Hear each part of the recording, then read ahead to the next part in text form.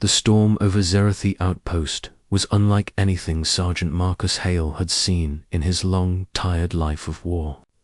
Purple lightning cracked across the sky. Dust spun like angry spirits.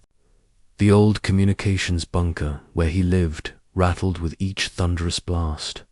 Marcus sat alone at his metal table, warming his hands around a cup of recycled synth coffee. He'd been retired for 7 years. Long enough to grow a beard, long enough to forget what medals were, long enough to feel old. He liked the silence, until someone pounded on his door. Bung, bung, bung. At first he ignored it. No one ever came here. The outpost was dead, abandoned, forgotten. But then he heard it. A tiny voice, shaking, breaking, a cello. Please, anyone. Help. Marcus stood instantly. That voice wasn't human. It carried the soft chime tones of the Yolani, a species known for fragile frames and gentle heartbeats. He unbolted the door. What he saw made his battle-scarred chest clench. A little alien girl, no older than 7, shivering in the storm. Her skin was lavender. Her eyes glowed faintly blue. Her small hands clutched a soaked blanket. She looked up at him with terror and hope, mixing in her trembling pupils. But please, she whispered. Sikan, can you help? My mother isn't waking up. A cold blade twisted in Marcus's gut. He opened the door wide. Come inside. The girl stumbled in, nearly collapsing. Marcus shut the door behind her, locking out the storm. He knelt down. What's your name? Elira, her voice cracked. She clutched her blanket tighter. Marcus spoke softly, the way he used to speak to his daughter years ago, before he lost her in an accident that broke his entire world.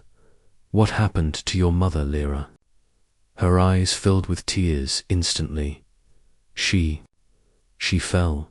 The air smelled wrong, and she said she felt dizzy. And then Lyra sucked in a shaking breath. She just wouldn't wake up. Marcus's military instincts snapped awake like a beast stirred. Toxic gas, poisoned air, raiders, environmental collapse. He put his hand gently on her shoulder. Show me now. Lyra nodded, wiping her eyes. Marcus grabbed his backpack, medkit, breather mask, and a pulse pistol. He opened the door again, letting the storm's roar swallow them. He lifted Lyra into his arms so the wind wouldn't throw her around. Hold on, he said. She did. The broken HOMV trudged through the storm toward the cluster of half-collapsed houses near the ridge. Broken roofs, shattered windows, burn marks on stone. This wasn't weather damage. This was violence. Marcus felt his hand twitch toward his pistol.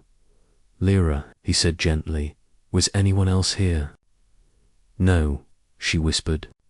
Just me and Mama. Everyone left after the bad men came.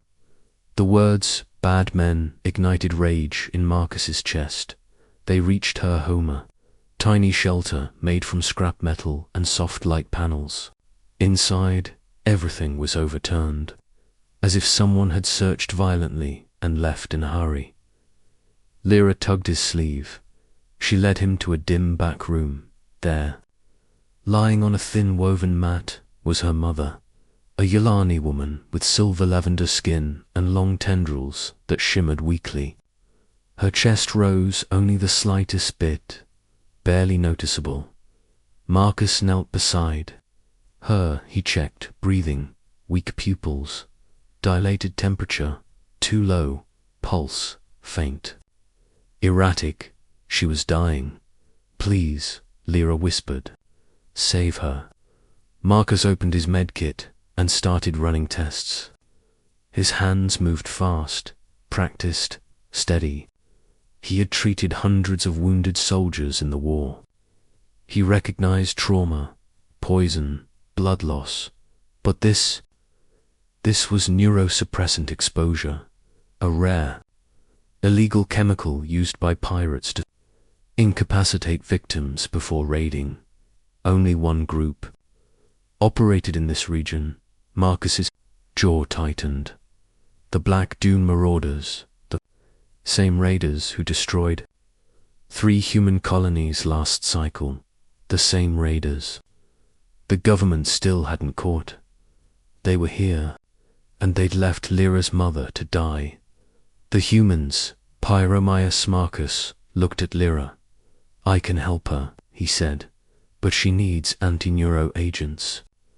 I don't have them here. Lyra's lip trembled. See, can't you make them? Hey, humans are smart. A small, broken hope. Marcus took a breath. There is a supply depot 15 kilometers away. If I get the medicine, your mother will live. Lyra grabbed his hand with her tiny fingers. Please, don't leave me alone. Marcus froze. He remembered another small hand. Years ago, his daughter, Emily, begging him not to go on. One more mission, he had gone anyway. He never saw her alive again. He looked into Lyra's desperate eyes. You're coming with me, he said. Lyra threw herself against him, hugging him tightly. Marcus stood, lifting the unconscious mother carefully onto his arms. We'll save her, he said, and for the first time in many years, he felt a purpose burn inside him. The the storm grew worse as they set out toward the depot. Marcus wrapped Lyra in his coat. He carried her mother on his back, but halfway there, he heard engines hover, dash bikes, fast, aggressive. Marcus ducked behind a rock and peeked for Black Dune Marauders were sweeping the area with lights and scanners. Their armor was burnt orange and black, with skull-shaped breathers. One of them shouted, "Search every shelter." The alien woman had something valuable, find it. Marcus's blood turned to fire. They were after Lyra. Her mother had tried to hide whatever the raiders wanted, and they nearly killed her for it. Marcus whispered, "Lyra, do you know what they want?" Her eyes welled in fear. I think they wanted the crystal Mama found. She said it was dangerous, that no one should have it. Marcus grimaced. Where is it? Lyra pointed to her blanket. He gently unfolded it. Inside was a glowing shard the size of his palm. Bright, golden, pulsing like a heart. Marcus recognized it instantly, a precursor energy Kari worth billions. Powerful enough to run a city, or destroy one. No wonder the raiders wanted it. He wrapped it carefully and stuffed it into his vest. You did well hiding this, he whispered. But the raiders were closing in, scanning the ridge. If they found Lyra, if they found the core. Marcus's instincts screamed. He set the mother down gently behind the rock and whispered to Lyra, "Stay hidden. Hold her hand. Don't make a sound." Then he rose, slow, silent, deadly. The storm roared around him. He felt the old soldier return, the one he had buried. Years ago, the one the galaxy feared. The veteran awakens her. Raider swung his scanner toward the rock where Lyra hid. Before the beam could reach her, Marcus grabbed him from behind, slammed him into the sand, and crushed the breather mask with one strike. Another raider turned. Marcus fired one clean shot. The man fell. The last two revved their bikes and charged. Marcus sprinted, straight at them. Purple lightning lit the battlefield as the human veteran leaped, grabbed a bike handle, tore the rider off, and used the momentum to swing the entire hoverbike into the last raider. Both crashed. Hard silence followed. Marcus stood panting, rain and dust dripping from his beard. He looked back at Lyra. She was staring, eyes full of shock. "Are humans really that strong?" she whispered. Marcus knelt in front of her. "When we protect someone." He smiled softly. "Stronger." The CUR, they reached the depot, barricaded the doors, and Marcus worked through the night. He mixed anti-neuro compounds, stabilized oxygen flow, flushed the toxins. Lyra held her mother's hand, refusing to sleep. Hours passed. Finally, her mother's fingers twitched. Lyra gasped. "Mama." The alien woman's eyes fluttered open weakly. She saw Marcus first, then her daughter. Her lips trembled. "Lyra, you're safe." Lyra burst into tears, hugging her tightly. Marcus turned away, giving them a moment. The alien woman whispered hoarsely, "You saved us." "Human." Marcus shook his head.